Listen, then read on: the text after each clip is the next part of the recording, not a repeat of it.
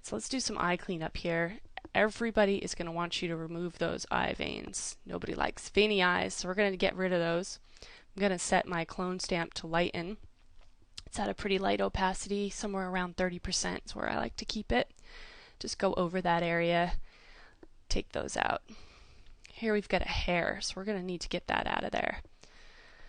Lighten up the corners. If you make the eye whites too white, again, they're going to look fake, so try and keep them so that they've got dimension. Darker in the corners, lighter towards the center, the way that light would actually hit a round sphere. So now if you need to, you can go back into your history brush the way we set it up.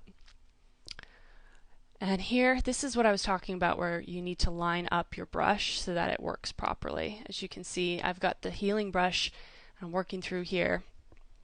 And you're going to need to line it up so that it makes a straight line where the black of the eye makeup is until where it moves into the eye white.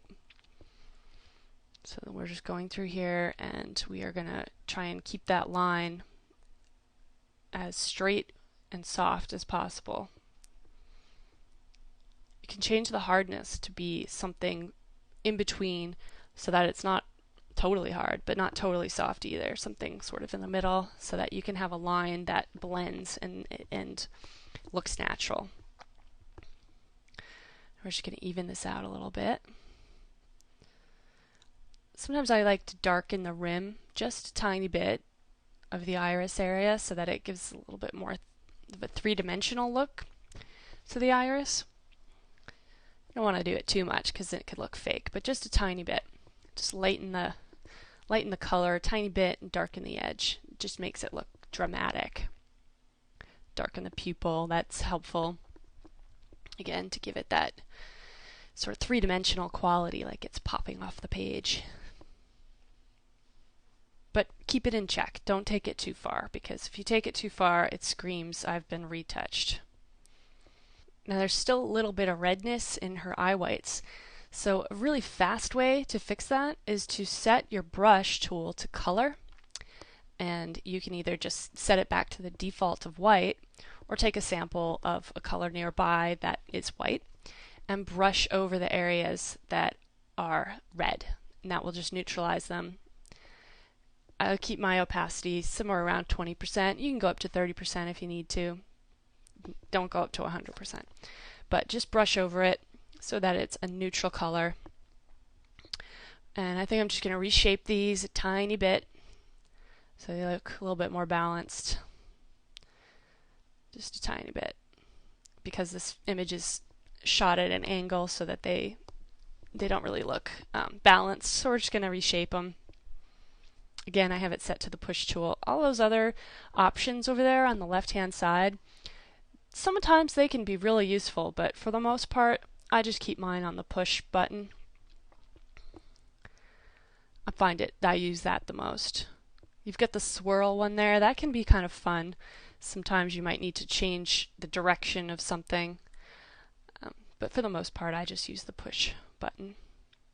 And there we go. It's just a small movement. She's starting to look a little bit more glamorous. Again, that nose, we're going to need to reshape it. We're going to need to work on that, but I want to keep the image balanced, so we're going to go through the image a little bit at a time, and then we'll go back into that nose area. Sometimes by lightening the tip of the brow area, that brow bone, we can add a little bit more shape and dimension. I'm going to have to clean up these lashes a little bit. Lashes can be, sometimes people are going to want them to be so perfect, especially if it's a mascara ad or something like that. You need to have a lot of control.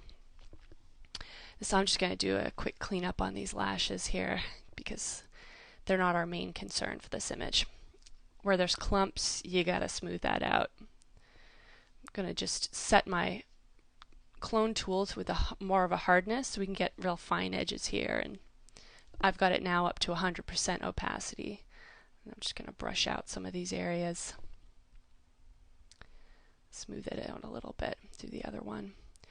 These lashes aren't completely in focus, so we don't have to worry about making them too perfect. Again, remove that hair because that's in the way. can darken that area out a little bit. Lashes are something you should practice with. Line them up, make them look good. You can paint lashes on.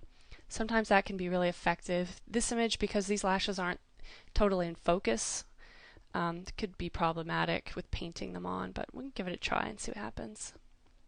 I'm just evening out the color of her corner of the eye here. Had a little white spot in there.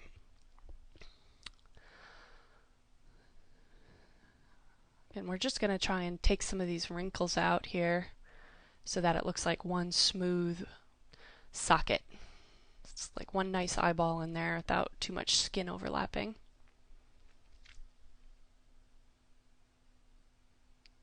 Burning and dodging it so that we keep all that texture in there.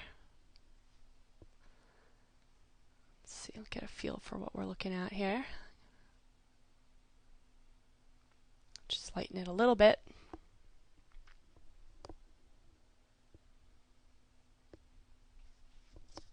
I want to make it look here like she's got a lighter shadow on the top of her lid as opposed to on the area below the brow. So I'm just lighting the lid a little bit, removing some of these wrinkles, some of these folds in the skin here. Everybody's got them, but I'm going to just take them out. We want all the attention of the viewer to be on the eye, the iris area, instead of on all the little folds in the lid. So that's why we're taking them out. Just make it look really smooth. But see how we're holding on to the texture here by using the burning and dodge tool, keeping that texture that actually makes it look and feel like skin instead of being a flat surface. So we're just taking out those little dark lines. Balancing it out so it looks like one surface. We're going to move around a little bit here. We don't need to do every single one, but you want it to look really good from afar. So we'll just take out some of the ones that stand out to us when we look at it from far away.